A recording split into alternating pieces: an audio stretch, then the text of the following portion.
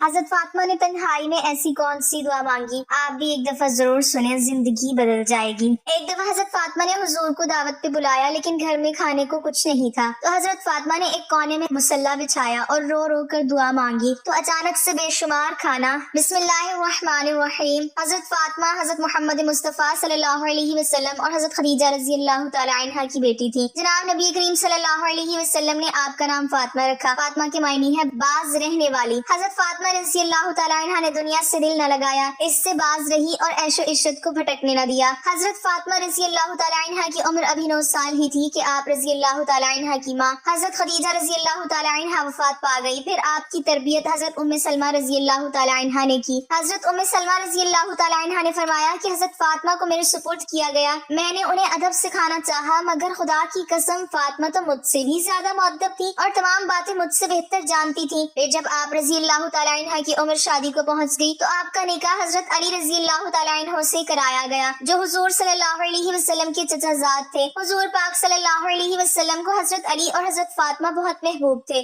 حضرت عائشہ صدیقہ رضی اللہ تعالی عنہا بیان کرتی ہیں کہ حضور پاک صلی اللہ علیہ وسلم صبح کے وقت اس حال میں باہر تشریف لائے کہ آپ صلی اللہ علیہ وسلم نے ایک چادر اوڑھ رکھی تھی جسے سیاہ اون سے کجاووں کے نقش بنے ہوئے تھے۔ حضرت حسن رضی اللہ تعالی عنہ آئے تو آپ صلی اللہ علیہ وسلم نے انہیں اس چادر میں داخل فرما لیا۔ پھر حضرت حسین رضی اللہ تعالی عنہ آئے اور ان کے ساتھ چادر میں داخل ہو گئے۔ پھر سیدہ فاطمہ رضی اللہ تعالی عنہ آئیں تو آپ صلی اللہ علیہ وسلم نے انہیں بھی چادر میں داخل فرما لیا۔ پھر حضرت علی رضی اللہ تعالی عنہ آئے تو آپ صلی اللہ علیہ وسلم نے انہیں بھی چادر میں داخل فرما لیا۔ پھر آپ صلی اللہ علیہ وسلم نے یہ آیت مبارک پڑھی، اے اہل بیت، اللہ تو یہی چاہتا ہے کہ تم سے ہر طرح کی آلودگی، ہر طرح کے گناہ دور کر دے، تمہیں خوب پاک و صاف کر دے۔ حضور پاک صلی اللہ علیہ وسلم کے آزاد کردہ غلام حضرت ثوبان رضی اللہ تعالی عنہ نے فرمایا کہ حضور پاک صلی اللہ علیہ وسلم جب سفر کا ارادہ کرتے تو اپنے اہل و عیال میں سے سب کے بعد جس سے گفتگو فرما کر سفر پر روانہ ہوتے تو وہ حضرت فاطمہ رضی اللہ تعالی عنہا ہوتی، اور سفر سے واپسی پر سب سے پہلے جس کے پاس تشریف لاتے تو وہ بھی حضرت فاطمہ رضی اللہ تعالی عنہا ہوتی۔ حضرت علی رضی اللہ تعالی عنہ اور حضرت فاطمہ عشق رسول اور سنت کی اطاعت میں اس قدر بڑے ہوئے تھے کہ جب حضرت علی رضی اللہ تعالی عنہ کوئی بات، کوئی کام، کوئی مسئلہ کوئی حضرت فاطمہ کو کرتے دیکھتے تو فوراً بھاگے بھاگے رسول اللہ صلی اللہ علیہ وسلم کی خدمت میں حاضر ہوتے اور پوچھتے کہ حضور فاطمہ نے یہ کام اس طرح کیا ہے، یہ مسئلہ اس طرح بتایا ہے اور یہ بات یوں بیان کی ہے، فرمائیے کیا وہ جائز ہے یا نہیں۔ اگر حضور صلی اللہ علیہ وسلم ہاں میں جواب ارشاد فرماتے تو وہ بھی اس پر عمل کرنے لگتے،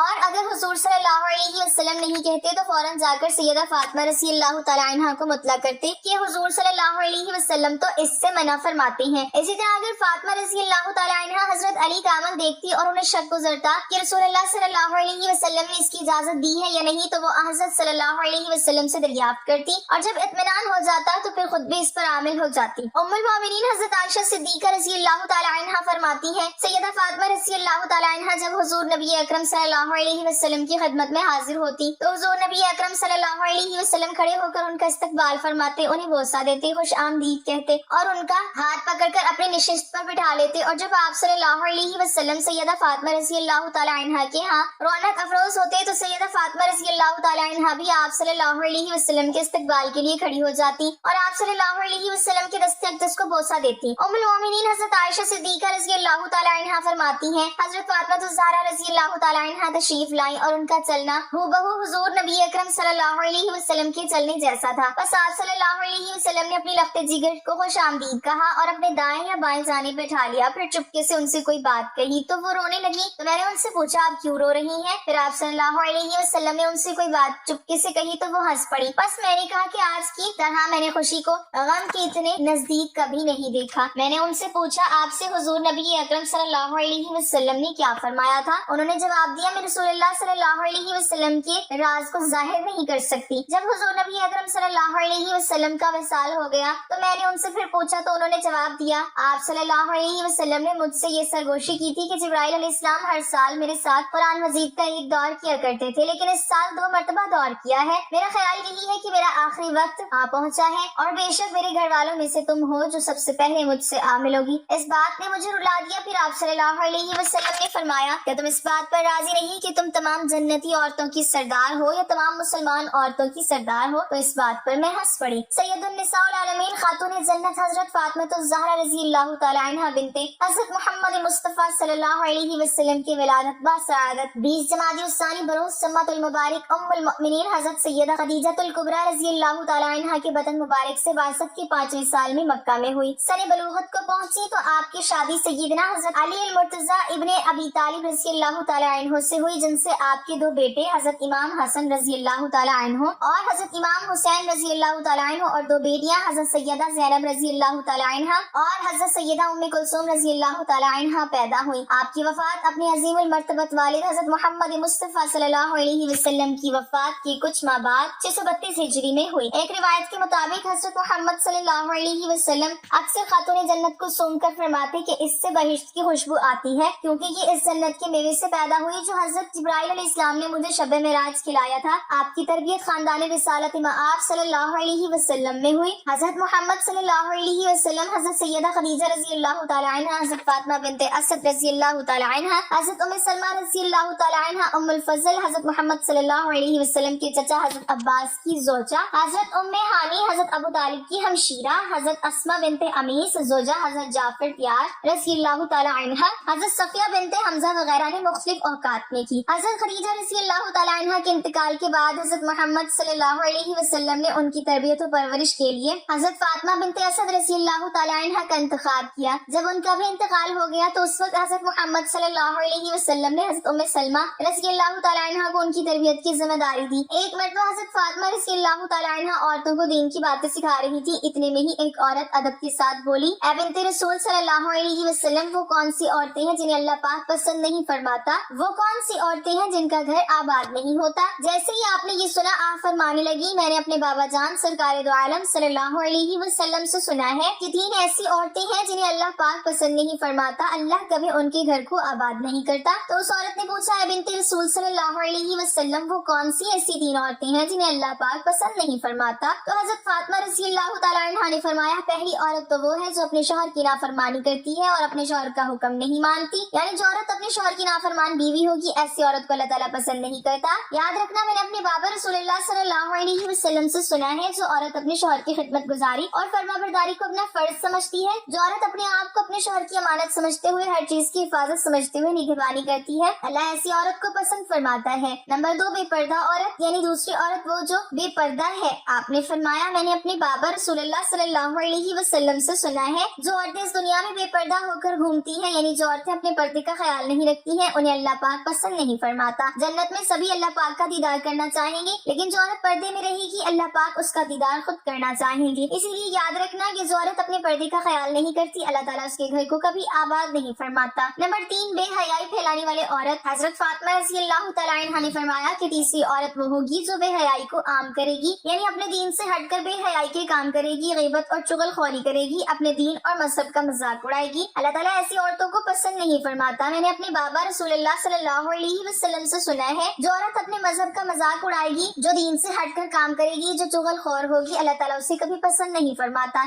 ऐसी औरत का घर भी अल्लाह ताला आबाद नहीं रखता। इसके बाद हजरत फातिमा रज़ियल्लाहु ताला अन्हा ने फरमाया, ऐ औरतों याद रखना, ये 3 काम ऐसे हैं जो एक औरत को दुनिया और आखिरत में तबाह कर देते हैं। ऐ औरत, अगर तुम दुनिया और आखिरत में कामयाब होना चाहती हो तो इन 3 बुरी आदतों से आज ही सच्चे दिल से तौबा कर लो। और वैसे भी इस्लाम की शहजादियों को पर्दे में ही रहना चाहिए, क्योंकि असल खूबसूरती तो पर्दे में ही है। कुरान शरीफ के ऊपर गिलाफ चढ़ा होता है और किसी किताब पर गिलाफ नहीं चढ़ा होता, क्योंकि सबसे खूबसूरत किताब कुरान शरीफ ही है। एक मरतबा सैयदुन निसा जिगरे गौशा नबी करीम सल्लल्लाहु अलैहि वसल्लम हजरत फातिमा ज़हरा रज़ियल्लाहु ताला अन्हा अपने घर में तशरीफ फरमाती के दरवाजे पर साइल ने दस्तक दी। आपने अपने पास मौजूद एक अनार उसे दे दिया। कुछ देर बाद वो दोबारा दस्तक हुई तो हजरत अली रज़ियल्लाहु ताला अन्हु ने दरवाजा खोला और सामने हदिया देने वाले शख्स को खड़ा पाया जिसके पास अनार थे। हजरत अली रज़ियल्लाहु ताला अन्हु ने उससे अनार लेकर 2 अनार अलहदा कर लिए और बकिया हजरत फातिमा रज़ियल्लाहु ताला अन्हा को दे दिए। आप रज़ियल्लाहु ताला अन्हा ने अनार गिने तो वो 8 थे, जिस पर हजरत अली रज़ियल्लाहु ताला अन्हु से इस्तफसार किया कि इनमें से 2 अनार कहाँ हैं? हजरत अली रज़ियल्लाहु ताला अन्हु ने जवाब दिया कि वो मैंने अलहदा रख लिए हैं। फिर हजरत अली ने हजरत फातिमा से पूछा कि आपको कैसे पता चला कि 2 अनार कम है? फातिमा रज़ियल्लाहु ताला अन्हा ने फरमाया कि अल्लाह रब्बुल इज्जत ने फरमाया है कि मेरे रास्ते में 1 दोगे तो मैं बदले में 10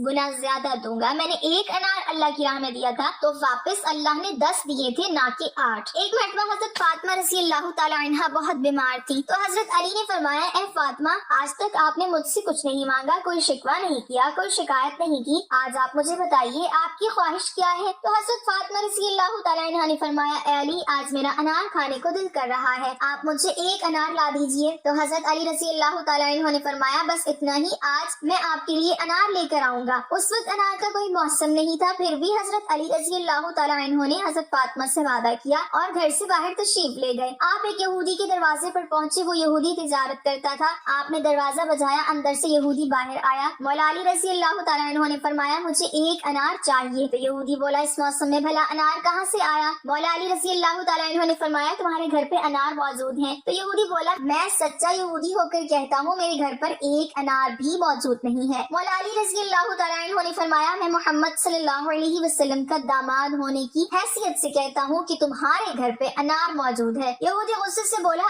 آپ نے کیوں ضد پکڑ لی ہے؟ میں نے کہا نا میرے گھر پہ انار، تو کیا انار کا ایک دانہ بھی موجود نہیں ہے؟ اندر سے یہودی کی بیوی پردے میں کھڑی ساری گفتگو سن رہی تھی۔ یہودی کی بیوی نے کہا آپ بحث نہ کریں، میں کلمہ پڑھ چکی ہوں، آپ بھی کلمہ پڑھ لیجئے کیونکہ ہمارے گھر پہ ایک انار موجود ہے۔ یہودی یہ سن کر حیران ہو گیا کہ گھر میرا ہے اور یہ علم علی کو ہے۔ یہودی گھر گیا تو دیکھا کہ گھر میں ایک انار موجود تھا۔ یہودی نے انار مولا علی رضی اللہ تعالیٰ عنہ کو دے دیا اور وہیں پر یہودی اور اس کی بیوی دونوں مسلمان ہو گئے۔ حضرت علی رضی اللہ تعالیٰ عنہ وہاں سے انار لے کر اپنے گھر کی طرف روانہ ہو گئے۔ دیکھا راستے میں ایک اندھا فقیر پڑا ہے اور یہ صدا دے رہا ہے کہ ہے کوئی جو مجھے کچھ کھلا دے، کوئی ہے جو مجھے کچھ کھانے کو دے دے۔ تو مولا علی رضی اللہ تعالیٰ عنہ گھوڑے سے نیچے اترے اور فقیر کے پاس آ گئے اور فقیر سے پوچھا اے بزرگ آپ کو کیا چاہیے، آپ یہاں کیوں بیٹھے ہیں؟ تو فقیر بولا بیٹا میں بھوکا ہوں اور میرا دل بھی انار کھانے کو کر رہا ہے۔ مولا علی رضی اللہ تعالیٰ عنہ کے پاس ایک ہی انار تھا۔ مولا علی رضی اللہ تعالیٰ عنہ سوچنے لگے انار فقیر کو دیتا ہوں تو گھر جا کر فاطمہ کو کیا جواب دوں گا؟ میں ان سے وعدہ کر کے آیا ہوں کہ آج انہیں انار کھلاؤں گا، فاطمہ نے تو پہلی بار ہی کوئی فرمائش کی ہے۔ پھر مولا علی رضی اللہ تعالیٰ عنہ سوچنے لگے کہ انار فاطمہ کے لیے لے کر جاتا ہوں تو میرا رب مجھ سے ناراض ہو جائے گا۔ حضرت علی رضی اللہ تعالیٰ عنہ فقیر کو اس حالت میں نہ دیکھ سکے۔ حضرت علی رضی اللہ تعالیٰ عنہ نے وہ انار اللہ کی رضا کے لیے اس فقیر کو دے دیا اور خود خالی ہاتھ گھر تشریف لے آئے۔ گھر آ کے مایوسی سے بیٹھ گئے۔ اندر سے حضرت فاطمہ رضی اللہ تعالیٰ عنہ باہر آئیں اور انہوں نے فرمایا اے علی شیر خدا میں نے تو ایک ہی انار کی فرمائش کی تھی، آپ نے تو 10 انار بھجوا دیے۔ حضرت علی رضی اللہ تعالیٰ عنہ بہت ہی خوش ہوئے اور فرمایا اے فاطمہ یہ انار میں نے آپ کے لیے نہیں بھجوایا، یہ انار تو آپ کے لیے اللہ تعالیٰ نے جنت سے بھجوائے ہیں۔ اس کے بعد حضرت علی رضی اللہ تعالیٰ عنہ نے حضرت فاطمہ رضی اللہ تعالیٰ عنہ کو سارا واقعہ بتایا۔ ایک مرتبہ حضرت عثمان غنی رضی اللہ تعالیٰ عنہ نے حضور سرور کائنات صلی اللہ علیہ وسلم کو دعوت پر مدعو کیا۔ حضور صلی اللہ علیہ وسلم جب حضرت عثمان غنی رضی اللہ تعالیٰ عنہ کے گھر تشریف فرماتے تو حضرت عثمان غنی رضی اللہ تعالیٰ عنہ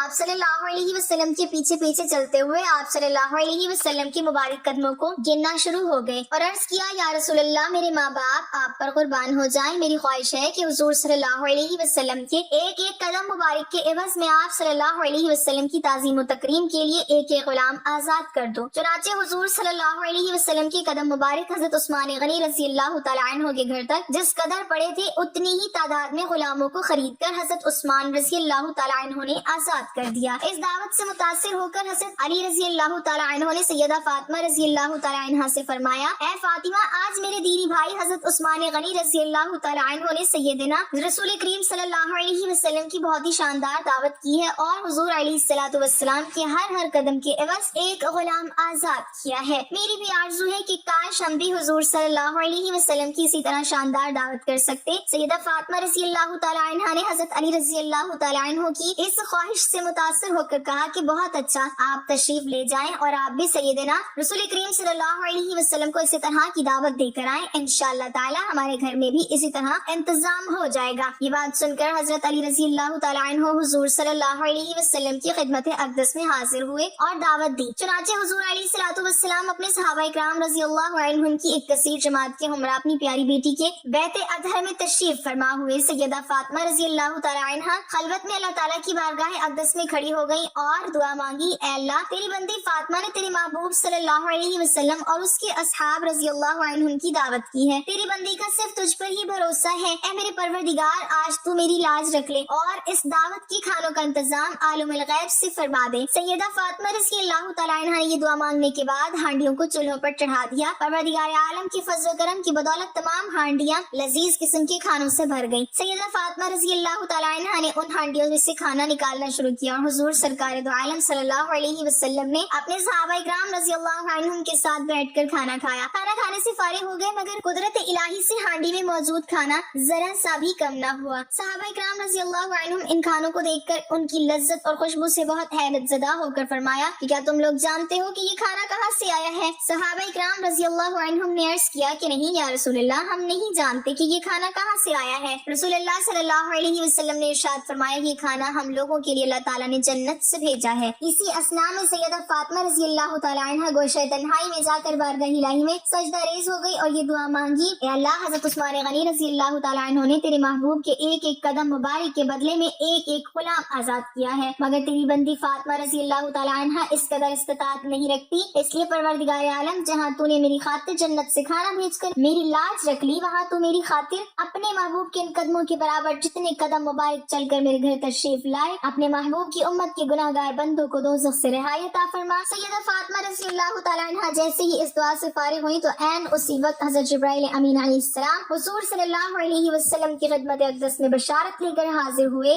یا رسول اللہ صلی اللہ علیہ وسلم، سیدہ فاطمہ رضی اللہ تعالیٰ عنہ کی دعا اللہ تعالیٰ نے قبول فرما لی ہے، اور اللہ تعالیٰ نے ارشاد فرمایا ہے کہ آپ صلی اللہ علیہ وسلم کے ہر قدم کے عوض ایک ایک ہزار گناہ گار امتیوں کو دوزخ سے خلاصی عطا کر دی گئی۔ اللہ تعالیٰ ہمیں دین کی مکمل سمجھ نصیب فرمائے اور ہمارا خاتمہ ایمان پر فرمائے، آمین۔ ناظرین، کمنٹ باکس میں اللہ تعالیٰ کے 99 ناموں میں سے ایک نام ضرور ٹائپ کریں۔